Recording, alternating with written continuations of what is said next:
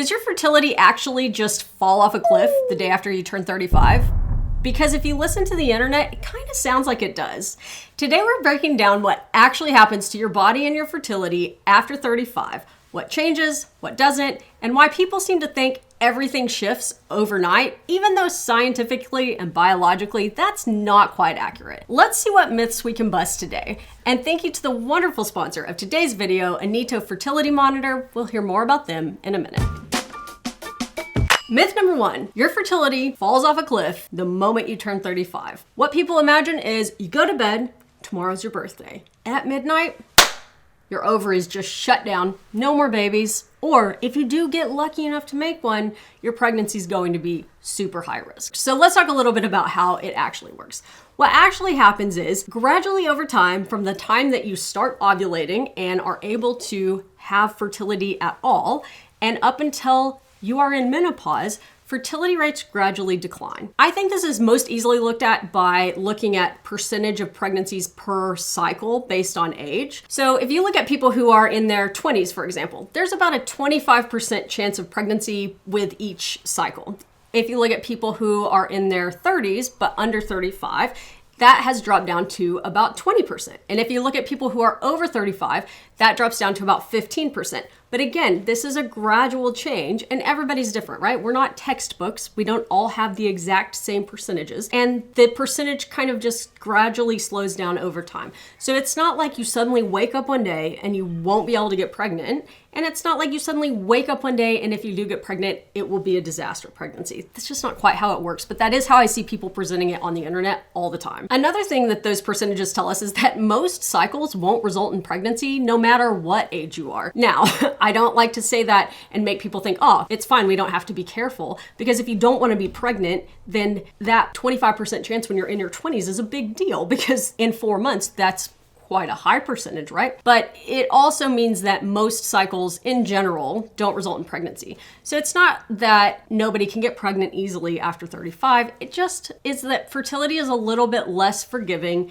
the closer you get in age to menopause. And that happens gradually over time, not suddenly overnight. Myth number 2, if you're not pregnant within a couple of months, something is definitely wrong. This is not at all accurate. And I see people talking about it on the internet like it's that simple all the time. So the kind of rule of thumb that we use in OBGYN is if you are less than 35 and you've been trying for a year but haven't gotten pregnant, that is when you need to come in so we can talk about doing a fertility evaluation. If you are over the age of 35, then we say 6 months without conceiving is when you should come in. Not because that's necessarily a marker of infertility per se. It's just when you're over 35, because that percentage has slowly dropped off, we don't want you waiting another 6 months if something is wrong. So we usually kind of break it down like that. Now, your OBGYN, based on what's going on or how long you've been trying or how protective you were before you were actually trying, they might decide to do that evaluation sooner. That's just kind of a rule of thumb when to bring it up with your doctor, if that makes sense. Myth number 3, after 35, everything has biologically changed. Okay, we've kind of addressed this one a little bit already, but this one I'm referring to the idea on the internet that suddenly overnight, when you are 35, you become high risk. Now I know where that comes from because us in medicine have created this, but we use it for kind of a breakdown in our brains of things to watch out for and be more careful of and to test for and things like that. But it's not really like you suddenly are going to be a disaster pregnancy, right? I think the shift that people feel is a lot more social than it is medical. Now, don't get me wrong, there are some medical differences, but again, the overall marker of how high risk your pregnancy is going to be is going to have a lot more to do with you as an individual rather than just your age. So your overall health status, your past pregnancies, any kind of coexisting conditions that you have that can affect pregnancy, things like that. So age is a factor in that, but it's not the only factor. And just by nature of being over 35 doesn't mean you're suddenly going to have a disaster pregnancy. Myth number 4, if you're cycling, you're ovulating, and that means everything is fine. I hate when I see people say this, and if I'm honest, I probably have summed it up to be that simple in the past as well, but it's not always true. People can have anovulatory cycles that seem really normal when they aren't ovulating.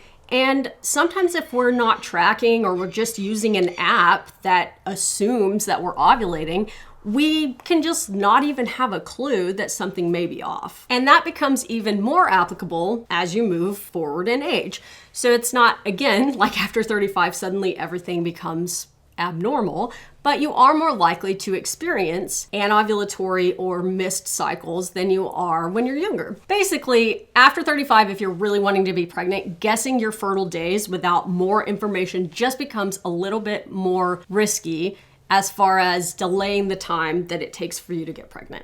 And that's where the sponsor of today's video, Anito Fertility Monitor, fits in so perfectly. I've talked about them before, and I am so excited to talk about them again because I genuinely love Anito Fertility Monitor. This is something I've been using myself. I'm not trying to get pregnant, but I've been using it for years. I've been talking about them for years because it's like so satisfying to my nerdy little reproductive brain to be able to actually track my cycles using 4 key hormones that these tests test for in your urine. It's really fascinating. Let me tell you how it works. So Anito measures 4 key hormones. The first 2 are an LH surge, which helps predict when you ovulate, and your estrogen level, which helps predict a fertile window.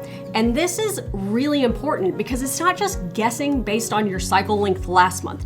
It can be accurate even if you ovulate early or you ovulate late that month, which is really cool. The other 2 hormones that it measures are PDG, which is a metabolite of progesterone that is produced into the urine, and it measures FSH. So with all 4 of these hormones combined, and it's just one test strip, it puts an actual number into your app. It, with very good accuracy, not only predicts your fertile window, meaning you know ahead of time so you don't have to guess when you should be having sex and hope that you don't miss it. It alerts you that your fertility is increasing and it tells you when you get to peak fertility. Anito also confirms ovulation by looking for a sustained rise in PDG, which is a urine metabolite of progesterone, and it actually will tell you ovulation confirmed, so you're not sitting around wondering if you actually ovulated. It's really, really helpful. So this is really, really cool because it's not only just looking at your LH surge like a regular ovulation prediction test strip would do, and it's not just guessing based on your previous cycle lengths or an average for other people. It's actually measuring your hormones and giving you the information you need to accurately predict your fertile window and confirm that ovulation occurred. It's so cool. I love using it even just to track my cycle. I find it fascinating, and I think it is an extremely helpful tool for some people who are trying to conceive. Obviously not necessary for absolutely everyone, but I think it's really, really valuable if you are needing more information about your cycle while you're trying to get pregnant. So if you'd like to check out Anito Fertility Monitor and support my channel in the process, you can go to my link in the description box down below. Thank you to Anito for being a wonderful sponsor and a product I genuinely love. Let's get back to the myth busting. Myth number 5, whatever worked when you were 28 is gonna work the same way when you're 36. That may not be exactly true. Your body changes over time, and with age, things might be a little bit different. So if it was really easy to get pregnant at 28, you might still need a little bit more time at this point, or vice versa. I had the hardest time getting pregnant with my pregnancy when I was 26. We used fertility medications, and then my pregnancies when I was a little bit older were not quite as difficult. So it really just depends on you and your body. So don't assume that because things were easy or hard last time, it's going to be the same this time. Just kind of wait and see what your body's doing, follow that rule of thumb, and more importantly, track your cycles with whatever method you think is most useful to you, and keep that information to bring up with your doctor in case something is not really working out on the timeline that you had hoped. Myth number 6, if you're trying to get pregnant later in life, IVF is your only option. This is not true. People get pregnant over 35 and even over 40 all the time. Can it be more difficult? Yes. Do sometimes people have a higher chance of needing fertility assistance or IVF? Yes. Is everyone who's getting pregnant over 35 or over 40 definitely using fertility assistance? Absolutely not. And I think this is a really important myth to correct, not only for people who are worried about trying to get pregnant, but also for people who don't want to be pregnant, because I don't ever want you to assume that just because you're 41, you can't get pregnant. You can. If you're ovulating and you're having sex with someone who can get you pregnant, there's a possibility. And if that possibility would be a real big disaster or barrier in your life, you should be taking precautions against it. And if that's something that you really, really want, then you should be educating yourself as much as possible and empowering yourself to know when to look for help, who to ask, and what information might be helpful to bring to them so that you can get the information and the help that you need. Thank you for being here today. I hope that you learned something. Thank you to Anito. Check them out and their fertility monitor at my link in the description box below. And remember, you don't need to panic. You just need better information. Empower yourself. Stick around my channel. I promise you will find it here. Thanks for being here today, y'all. I'll see you next Monday.